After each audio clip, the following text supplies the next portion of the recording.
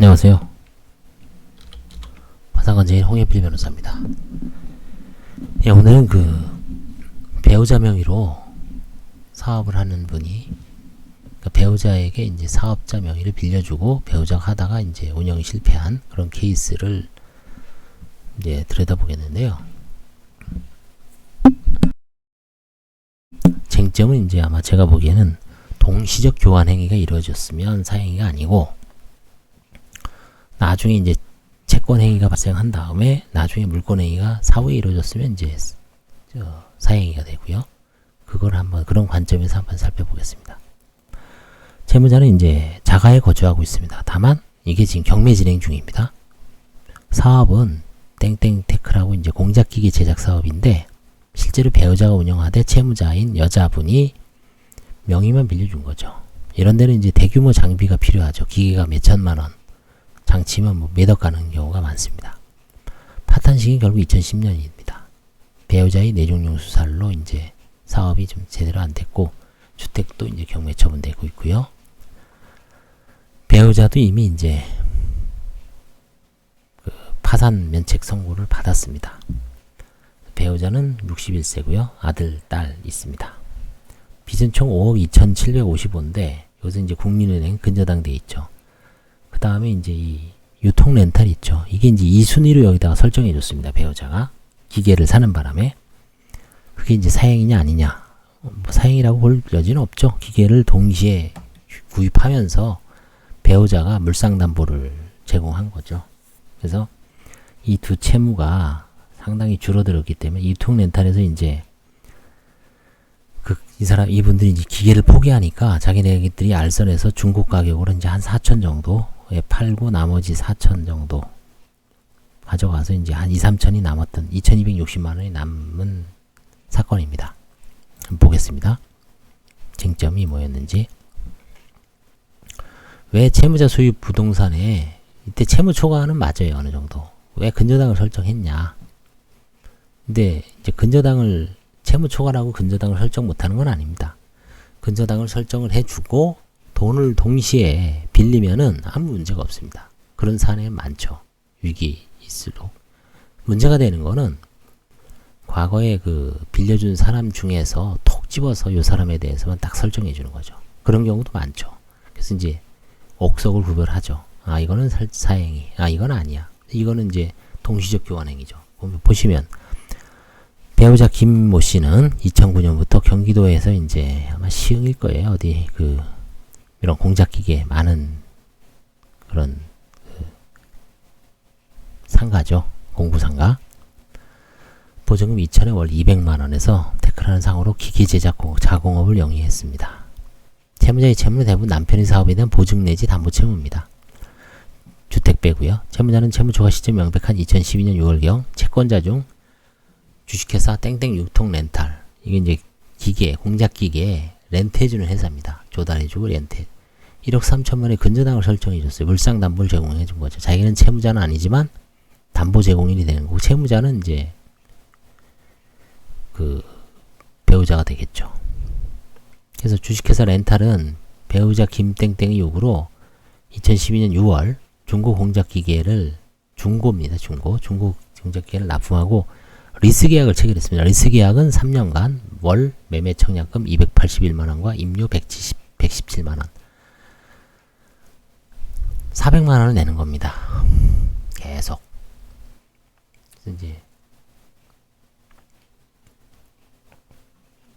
이제 유기기계 매매 대금 및 사용 임료 합계 총 3년치를 환산해서 1억 500, 1억 1,500, 1억 150을 채무자로부터 물상담보로 채무자 소유 부동산을 제공받고 근저당권을 설정했으므로 동시에 이루어졌죠. 사행위로 볼 수는 없습니다. 이 사람들 진술이 맞고요. 저도 이제 한번 조사해봤지만 맞는 것 같습니다. 당시 중고 공작기계, 철판 절단기계는 약 1억 150만 원에 구입했는데 월 400만 원 렌트를 변제하는 거죠. 위채권자가 배우자 김모 씨에게 담보 설정을 요구하여 채무자의 주택에 6월 27일 채권 최고액 1억 3천만 원을 설정한 겁니다. 근데 어떻게 보면 이제 기계를 줬으니까 기계에다가도 담보를 설정할 수 있는, 기계는 이제 동산이잖아요. 뭐 동산 담보에 관한 법률도 있지만 여기서는 이제 부동산이 가장 채권을 안전하게 회수할 수 있죠. 그래서 부동산을 선호하죠. 배우자 김모 씨는 이 공작기계 인도받은 후 이제 잘 안 되는 거예요. 영업이 부진해서 아예 안 되겠다 폐업했습니다. 당연히 이제 그 기계 중고로 샀지만 그 중고 공작기계가 이제 문제가 되죠. 만약에 이제 파산 들어오면 파산관제인이 이거를 리스를 해지하고 다시 유통 렌탈을 돌려줘야 되냐, 아니면 그냥 관제인이 매각을 하고 얘네는 그냥 담보권자로 봐야 되냐. 보통 이제 담보권자로 보죠. 우리나라에선 환치권 인정 안 하죠. 유통 렌탈은 이 기계를 해소하여 현재 채무자와 채권자의 합의로 이미 이제 관제 파산 들어오기 전에 합의를 했습니다. 인근 가게에서 보관 중이고 채권자는 이 기계를 처분하고 채무자 소유 부동산 경매에서는 배당 신청 진술이라고 진술함. 그러니까 만약에 기계를 잘 팔아서 그만큼을 부동산 경매에서는 이제 이중으로 신청할 수 없으니까 여기서 줄여들면 결국 나머지 채권자들이 이익이 되죠. 그래서 아주 저가가 아니라면 뭐 유통 렌탈도 뭐 굳이 일부러 손실을 보겠어요. 최대한 가격이 중고 가격을 많이 받고서 팔겠죠. 아니면 리스를 체결하든지. 따라서 채권자 렌탈이 중고가로 매도하고 채무자의 채무 중 계약 불이익이 이르면 손해에 대해서 위중고 매도가를 공제하고 남은 잔액 약 4천만 원 정도가 이제 손해랍니다. 그래서 그거를 공제를 하고 부동산 경매에서 배당 요구를 하면 8천 얼마였죠. 한 4천 정도 여기서 받아가고 국민은행에서 뭐 한 1억 6천 받아가고 2억이죠. 그럼 2억 한 2, 3천 정도에 낙찰되면 2, 3천 정도가 이제 관제인 뭐가 된, 아마 그런 식으로 이제 경매가 진행된 겁니다. 현재 배우자는 내종량 수술 후유 쪽으로 이제 채무 발생 경우에 대한 진술이 좀 불일치하는 측면이 있는데 이런 건 다 감안해야죠. 속행 신청, 채무자 수유 부동산이 임의 경매 중이죠. 낙찰가에서 1, 3순위 근저당권의 배당 금액, 국민은행, 그 다음에 유통렌탈 이런 걸 지켜본 후 채권자들에게 배당이 가능한지 여부를 하기 위해서 일단 속행 신청했습니다. 최종적으로 이제 나중에 보니까 2,260만원 들어온 걸로 돼 있더라고요. 그래서 이렇듯